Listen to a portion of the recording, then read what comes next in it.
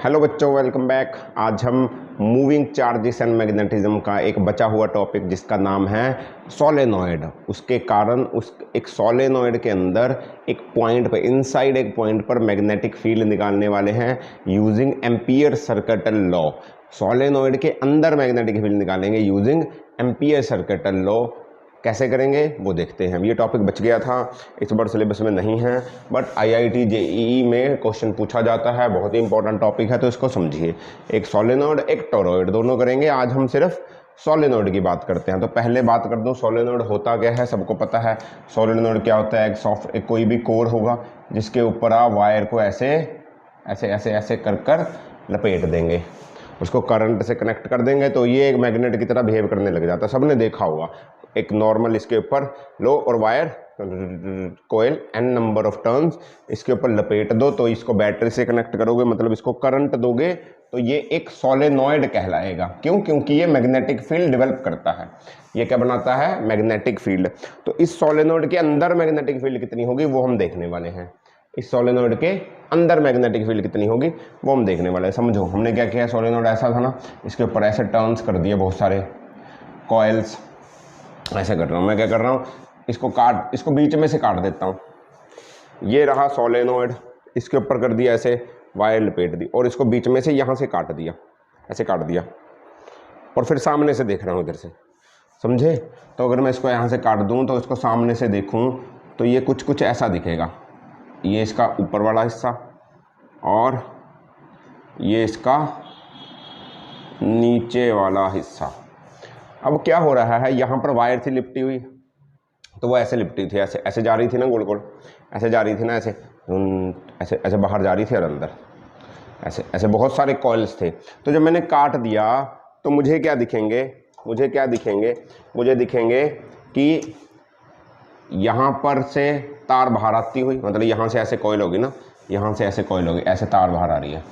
तो यहाँ से बाहर आ रही है, यहाँ अंदर जा रही है, यहाँ से बाहर आ रही है, यहाँ अंदर जा रही है, बाहर आ रही है, अंदर जा रही है, बाहर आ रही है, अंदर जा रही है, बाहर आ रही है, अंदर जा रही है। तो इसको बताने के लिए मैं यहाँ पर dot dot dot dot dot, यहाँ पर cross cross cross cross cross क्या कर रहा हूँ, मैं ये क्या कर रहा हूँ, कहीं बच्चों को समझ में नहीं आ रहा।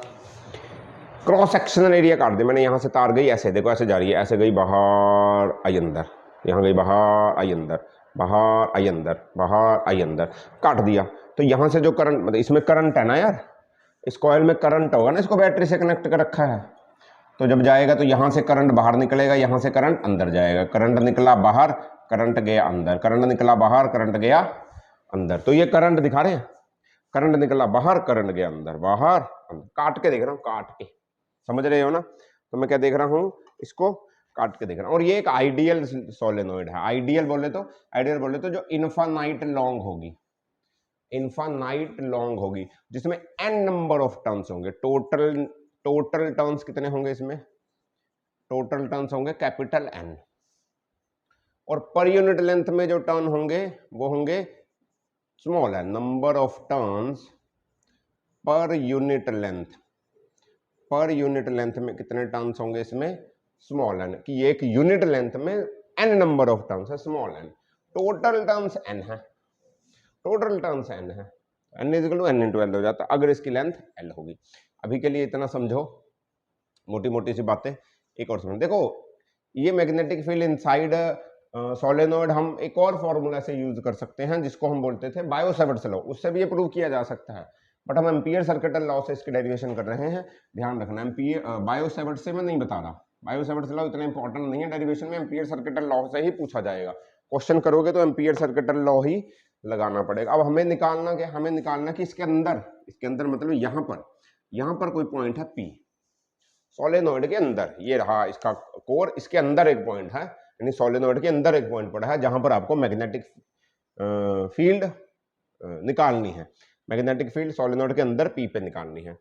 अब एक बात, तो इसको एम्पियर सर्किटल लॉ से करोगे तो कुछ बातें आपको ध्यान में रखनी पड़ेंगी, जिसको हम अजम्पशन से बोलेंगे। जो हमारी अजम्पशंस हैं वो लिख लो, क्यों मानी जाएंगी ये भी बता दूंगा।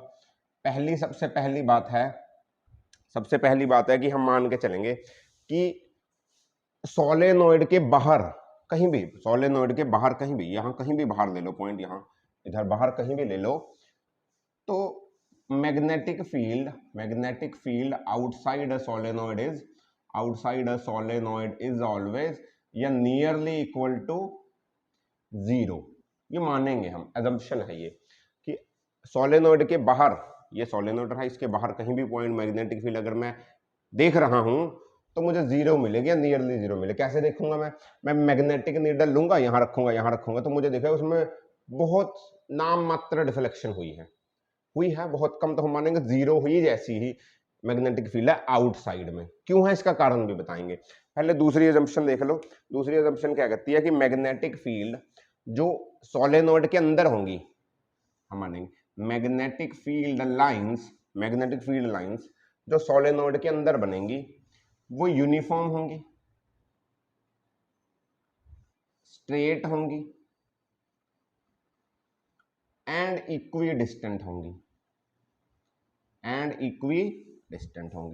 मतलब इसके अंदर सोलेनोइड के अंदर जो मैग्नेटिक फील्ड लाइंस बनेंगी वो बिल्कुल सीधी बनेंगी, सीधी। मतलब कैसे बनाकर दिखाऊं, बनाकर दिखाता, मतलब बिल्कुल सीधी बनेंगी ऐसे।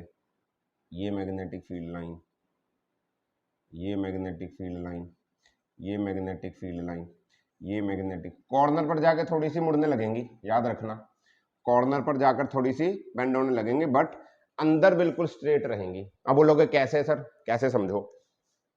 करंट कैसे जा रहा है इस कॉइल में, करंट गया यहाँ से बाहर आया, यहाँ से गया अंदर, तो करंट की डायरेक्शन में रखेंगे थंब और फिंगर्स कर्ल करेंगे मैग्नेटिक फील्ड की डायरेक्शन में। तो करंट आया ऐसे, तो मैग्नेटिक फील्ड हुई। अगर मान लो इस पॉइंट पर मैं देखता हूँ, इस पॉइंट पर, तो इस पॉइंट पर देखो करंट आया है, यहाँ से इधर को ऐसे जा रहा है, तो करंट जा रहा है ऐसे, तो मैग्नेटिक फील्ड जा रही है ऐसे। इधर भी ऐसे जा रहा है तो मैग्नेटिक फील्ड जा रही है ऐसे। इधर भी इस पॉइंट पर करंट जा रहा है ऐसे, तो मैग्नेटिक फील्ड जाएगी ऐसे अंदर को। इधर को भी इधर को है, इस पॉइंट पर भी मैग्नेटिक फील्ड इधर को, यहाँ पर भी सेम इधर को है, यहाँ पर भी सेम मैग्नेटिक फील्ड, यहाँ पर भी सेम मैग्नेटिक फील्ड। सारी मैग्नेटिक फील्ड को पॉइंट जोड़ोगे, इस पॉइंट पर देखोगे करंट जा रहा है ऐसे गोलाई में ऐसे, और इसकी मैग्नेटिक फील्ड ऐसे। यहाँ पर भी करंट गोलाई में और मैग्नेटिक फील्ड ऐसे। तो ज्वाइन करोगे तो स्ट्रेट लाइन मिलेगी आपको। अंदर जो मैग्नेटिक फील्ड मिलेगी, जो अजम्पशन है ये बोलती है कि सारी पॉइंट्स को ज्वाइन कर दो कि मैग्नेटिक फील्ड आपको अंदर स्ट्रेट और यूनिफॉर्म लाइंस मिलती रहेंगी इक्विडिस्टेंट, यानी कि मैग्नेटिक फील्ड अंदर कांस्टेंट रहने वाली है। क्लियर है इतनी बात, पक्का। ये दो अजम्पशंस मान के चलोगे, ये मेरे पास ही है, ये दो अजम्पशंस मान के चलोगे, इसी के बेस पर हम इस सारी डेरिवेशन को करेंगे। ठीक है जी। पहली अजम्पशन है कि अंदर मैग्नेटिक फील्ड लाइंस जो होंगी स्ट्रेट होंगी, यूनिफॉर्म होंगी, इक्विडिस्टेंट होंगी, और बाहर मैग्नेटिक फील्ड को मैं बिल्कुल जीरो मानूंगा। कुछ होगी पॉइंटों में बट हम उसको जीरो ही मानेंगे। अच्छा बोलोगे सर क्यों मानोगे, क्यों जीरो मानोगे, समझ कर देखो। इस पॉइंट को उठाओ मैग्नेटिक फील्ड का, ये वाली वायर बाहर को आ रही है, तो यहां पर अगर मैं देखूं तो इस पॉइंट पर देखूं तो करंट यहां से बाहर आ रहा है ऐसे, यहां से करंट ऐसे आ रहा है ना। इसको कैसे रखोगे, कोई चीज है मेरे पास। अच्छा इसको देख लो, ये लो, ये है ना, ये ऐसे है, ये तार ऐसे आ रही है ना, यहां से ऐसे आ रही बाहर, यहां से गई है ये वाली वायर, ये जो कॉइल लपेट रखा है ये कॉइल ऐसे है, समझो ये ऐसे कॉइल चल रहा है ना, यहां से गया, यहां से आया, ऐसे कॉइल है ना ये वाला। तो करंट यहां से गया बाहर और यहां से गया अंदर, करंट यहां से गया बाहर, यहां से गया अंदर। अच्छा अब एक पॉइंट उठाओ, ये वाला पॉइंट उठाओ। यहां पर करंट की डायरेक्शन ऐसे है, समझो यहां पर मैंने पॉइंट उठाया इस लूप का, ये जो कॉइल का एक पॉइंट उठाया यहां पर, तो करंट की डायरेक्शन, यहां करंट ऐसे बाहर को, तो इधर करंट की डायरेक्शन बाहर को है, इधर करंट की डायरेक्शन बाहर को है, इधर करंट की डायरेक्शन नीचे को, इधर करंट की डायरेक्शन इधर को, इधर ऊपर को। समझ रहे हो ना, कोई दिक्कत नहीं। तो यहां पर देखो इस पॉइंट पर करंट की डायरेक्शन बाहर, तो मैं करंट की डायरेक्शन में रखूंगा राइट हैंड का थंब करंट की डायरेक्शन में, और फिंगर्स को करूंगा कर्ल। तो मैग्नेटिक फील्ड बनी ऐसे, अगर ये ऐसे है, इसको 3D में देखने की कोशिश करो, ये ऐसे है ना, समझ रहे हो ना, मतलब ऐसे पड़ा, ये लूप ऐसे पड़ा ना, तो इसकी मैग्नेटिक फील्ड जो बनेगी वो बनेगी इसमें से निकलती हुई ऐसे बनाकर दिखाता हूं, कंफ्यूज मत हो। ये लूप पड़ा है ऐसे, ये लूप है ऐसे, बाहर आया अंदर गया, बाहर आया अंदर गया, बाहर आया अंदर गया। तो मैग्नेटिक फील्ड यहां पर जो बनेगी वो बनेगी ऐसे, समझो ये लूप है तो यहां से बाहर करंट और ऐसे, तो मैग्नेटिक फील्ड बनी ये मैग्नेटिक फील्ड की डायरेक्शन है और ये लूप के दोनों तो 90 डिग्री पे है, देखने की कोशिश करो। ये मैग्नेटिक फील्ड है और ये लूप है और ये करंट है, देख रहे हो? सही है। तो क्या हुआ, करंट की डायरेक्शन थी ऐसे, सही है, यहां पर करंट की डायरेक्शन थी इधर को, तो इधर को, और मैग्नेटिक फील्ड बना ऐसे, मैग्नेटिक फील्ड बना ऐसे। अगर ये ऐसे है तो मैग्नेटिक फील्ड बनेगी ऐसे, तो मैग्नेटिक फील्ड, करंट ऐसे, तो मैग्नेटिक फील्ड इधर को ये इधर उठाओ, ये वाला लूप फिर उठाओ। तो इसमें भी जब मैग्नेटिक फील्ड बनाओगे ऐसे कर कर सेम, तो तुम देखोगे यहां पर ऐसे बनी, इधर मैग्नेटिक फील्ड बनेगी ये उल्टी डायरेक्शन में। तो क्या हुआ, हो क्या रहा है, इस पॉइंट पर देख रहे हो आप, मैग्नेटिक फील्ड इधर को बना रही है, तो बाहर जाओगे तो ये मैग्नेटिक फील्ड ऑपोजिट डायरेक्शन में आ रही है, देखो ऑपोजिट डायरेक्शन में आ रही है। तो इसके बाहर जो भी मैग्नेटिक फील्ड बन रही है वो एक दूसरे को काट रही है, इसने इसको काटा, इसने इसको काटा, तो मैग्नेटिक फील्ड आउटसाइड कितनी मानी गई, 0। नहीं भी समझ में आया रट्टा मार देना, बट कोशिश करी है समझने की, समझ लो, नहीं समझ में आ रहा तो रट्टा मार देना, अगर किसी को ज्यादा दिक्कत है दोबारा बता देना, मैं दोबारा समझा दूंगा। सही है। तो मैग्नेटिक फील्ड क्या हुई, आउटसाइड 0 हुई। अब मुझे इस पॉइंट पर मैग्नेटिक फील्ड निकालनी है, तो मैं क्या करूंगा, एम्पीयर सर्किटल लॉ से यहां पर एक लूप बनाऊंगा। तो मैं यहां पर जो लूप बना रहा हूं वो स्क्वायर लूप बना रहा हूं, ऐसे एक स्क्वायर लूप बनाया। लूप ऐसा ही था ना, जिस पॉइंट पर मैग्नेटिक फील्ड निकालनी होती थी उसको उसके सरफेस में, उसको उसके एंड पे लेते थे और एक लूप बनाते थे। मैं इसको L loop L loop L loop L L L नाम दे देता हूं इसको क्या दे देते हैं, एल एल का नाम दे देते हैं। इसको नाम भी दे देना ए बी सी डी करके, कंफ्यूज मत होना। लूप का नाम दे दो A B C and D, A B C and D. अब एम्पीयर सर्किटल लॉ क्या कहता है, एम्पीयर सर्किटल लॉ क्या कहता है, अच्छा पहले एम्पीयर सर्किटल लॉ लगाने से पहले एक बात याद रखना कि हम ये मान के चलेंगे कि जो करंट होगा एक लूप में, करंट इन वन कॉइल, एक कॉइल, ये एक coil, 1 2 3 4 5 N number of turns है, कैपिटल एन, वो है आई। एक कॉइल में आई करंट जा रहा है, इसमें आई, इसमें, एक में आई, टोटल में नहीं पता मुझे। और मैं मानता हूं नंबर ऑफ, पहले भी बताया था, नंबर ऑफ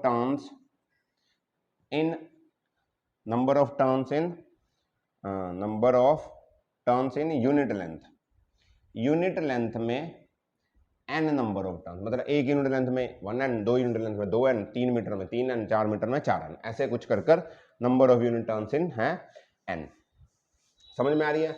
ओके, n और i समझ में आया क्या, n number of turns in unit length है, i एक टर्न का करंट है। अब तुम लगा दो एम्पीयर सर्किटल लॉ, वो क्या बोलता था, b dot D L is equal to mu naught I inside, यही तो था ना, v dot D L is equal to mu naught I inside. कोई दिक्कत नहीं, ठीक है जी। अब आई इनसाइड के लिए मुझे पता करना पड़ेगा कितने इसके अंदर लूप्स हैं, कितने कॉइल इस लेंथ के अंदर आए, मुझे थोड़ी पता है यार, हो सकता है एक। अब तुम बोलोगे सर इसके अंदर 2 दिख रहे हैं, तो दिख रहे हैं, मैं ज्यादा बना सकता था, मुझे नहीं ना पता एन क्या बोलते हैं यूनिट लेंथ के अंदर कितने आएंगे, कितने टर्न्स आएंगे। तो एल लेंथ में कितने आएंगे, यूनिट लेंथ में तो एन है, एल लेंथ में आएंगे, ये एल लेंथ है तो एन एल आ जाएंगे। हाँ, बाद में देखेंगे, चलो पहले बी डॉट डी एल देखो।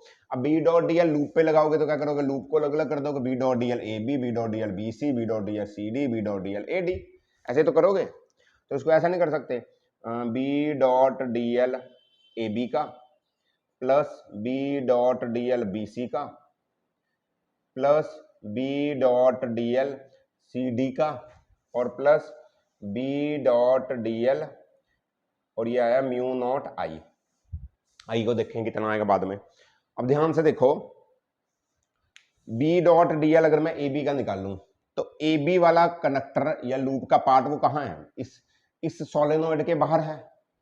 सोलेनोइड के बाहर हमने माना था कि मैग्नेटिक फील्ड 0 होती है, तो यानी कि ये बी 0 हो गया होगा, तो 0 इंटू डी एल 0 हो गया होगा। तो ए बी के लिए तो आंसर आया 0, ये तो आया मेरा जीरो, ये तो कट गया, क्यों? क्योंकि बाहर जीरो है। अब BC के लिए अब बोलोगे देखो ये वाला हिस्सा तो बाहर है, ये वाला हिस्सा अंदर है, बोलोगे इसका जीरो नहीं हो सकता, पूरा बाहर होता तो जीरो होता मैग्नेटिक फील्ड। बट एक बात और देखो, इतने वाले हिस्से का तो जीरो होगा, बट इतने वाला हिस्सा देखो, ये वाला हिस्सा देखो, मैग्नेटिक फील्ड कैसी है, मैग्नेटिक फील्ड यहां से इधर को जा रही थी और ये लेंथ वेक्टर ऐसे आ रहा है, दोनों में एंगल कितने का हुआ? 90 डिग्री। मैग्नेटिक फील्ड अंदर ऐसे जा रही थी ना, और ये BC ऐसे पड़ा है, दोनों में एंगल कितना है? 90 डिग्री है। तो B dot DL sine theta, B dot DL cos theta, समझ रहे हो ना? तो कॉस 90 जीरो, तो ये भी बन गया जीरो। ऐसे ही ये भी जीरो बन जाएगा, ADB, तुम समझो, DA भी जीरो बन जाएगा। बचा सिर्फ CD, CD अंदर आ रहा है। CD के लिए क्या करोगे तुम देखो, CD की लेंथ ये रही, मैग्नेटिक फील्ड जा रही है ऐसे, इधर को उधर को गई थी ना मैग्नेटिक फील्ड, और CD लेंथ आ रही है इधर को ऐसे, मैग्नेटिक फील्ड ऐसे, CD इधर को, एंगल कितना हुआ? 180। तो BDL cos theta, cos 180, cos 180 कितना होता है? रख दो cos 180, तो ये हो जाएगा B dot DL into cos 180 degree. cos 180 होता है -1, तो यहाँ पर -1 रखोगे तो ये आंसर आएगा -1 आ जाएगा इसका आंसर। इसका आंसर क्या आ जाएगा? -1। समझ रहे हो ना? सॉल्व करके दिखाऊंगा आगे। तो यहाँ से क्या है, ये -1 हो जाएगा, minus of B dot DL integration है इंटू 1 था, 1 बाहर निकाल लिया, -1 cos थीटा -1 आया, is equal to mu naught I. कितना आया? Mu naught I, mu naught I. अब आई कितना है इसके अंदर देखो, एक कॉइल में आई था, आई करंट था आई, यहां पर कितनी लेंथ है? लेंथ है L, वन लेंथ में नंबर ऑफ टर्न्स है N, या 1 मीटर में नंबर ऑफ टर्न्स है N, हमने बोला नंबर ऑफ टर्न्स पर यूनिट लेंथ। 2 मीटर में नंबर ऑफ टर्न्स हो जाएंगे 2N, L मीटर में नंबर ऑफ टर्न्स हो जाएंगे LN, L टर्न्स में नंबर ऑफ टर्न्स हो जाएंगे LN। तो LN में करंट कितना जाएगा? अगर length number of turns LN है, NL है, तो उसमें करंट जाएगा NLI। तो जो I को मैं लिखूंगा वो लिखूंगा, तो करंट कितना होगा? करंट इन NL लेंथ कितना होगा? अरे एक लेंथ में करंट था I, NL लेंथ में करंट कितना होगा? NLI। तो जो I इनसाइड है यहां पर वो हो जाएगा NLI। ये समझ में आया ना क्या कर रहा हूं? I करंट तो एक टर्न में था, अब L लेंथ में टर्न है NL, तो NL लेंथ टर्न्स में करंट होगा NLI, हर एक में I तो NL में NLI, समझे? सही है। ये हो गया B डॉट DL, तो B निकल गया बाहर, DL की इंटीग्रेशन हो गई L, DL की इंटीग्रेशन हो गई L, सही है ना? ओके, अब इस L से ये L काट दो, तो आंसर आया B is equal to minus of mu naught NI। अब इसको माइनस नहीं लिखते, हम इसको उल्टा कर देते हैं, मोड लगा देते हैं, B is equal to mu naught NI, जहां पर म्यू नॉट परमिटिविटी है, I एक कॉइल में करंट है, N नंबर ऑफ टर्न्स पर यूनिट लेंथ है, ये टोटल टर्न्स नहीं है सोलेनोइड के, नंबर ऑफ टर्न्स पर यूनिट लेंथ, N छोटा n है। तो ये मैग्नेटिक फील्ड आती है एक सोलेनोइड के कारण, उसके अंदर एक पॉइंट पर, कहीं पर भी देखोगे अंदर पॉइंट पर म्यू नॉट NI आएगी। अगर आप यहां पहुंचोगे कॉर्नर पर तो म्यू नॉट NI बाय 2 होगी, म्यू नॉट NI बाय 2 होगी। क्यों होगी? याद रखना। कैसे किया? यही किया, थीटा को बदल देंगे और कुछ नहीं करना। वो बायो-सैवर्ट्स लॉ में sine cos theta minus cos theta 1 theta 2 आया था, वहीं से सॉल्व हुआ है ये, समझे? सोलेनोइड में कितनी आई? Mu naught NI, mu naught NI solenoid के अंदर किसी भी पॉइंट पर मैग्नेटिक फील्ड कांस्टेंट थी। हमने बोला था मैग्नेटिक फील्ड अंदर यूनिफॉर्म होगी, तो अंदर कहीं भी पॉइंट हो, P यहाँ हो, यहाँ हो, यहाँ हो, यहाँ कहीं भी हो, magnetic field mu naught NI ही होगी, कांस्टेंट है अंदर, बाहर जीरो है, बाहर क्या है? जीरो है। तो होपफुली समझ में आया होगा। सोलेनोइड बहुत ही इंपॉर्टेंट टॉपिक है, syllabus CBSE point of view से इस बार रिलेटेड सिलेबस में है 2022-23 के, बट फिर भी आप लोग इसको कर जाओगे। पेपर में नहीं आया तो कॉम्पिटेटिव एग्जाम्स में पक्का सोलेनोइड और टोरॉइड का क्वेश्चन आता है। हम ट्राई करेंगे अगले लेक्चर में टोरॉइड करवाने की कोशिश करें। तो मिलते हैं अगले किसी टॉपिक में, तब तक एंजॉय करिए, पढ़ते रहिए। ऑल द वेरी बेस्ट बच्चों, बाय बाय।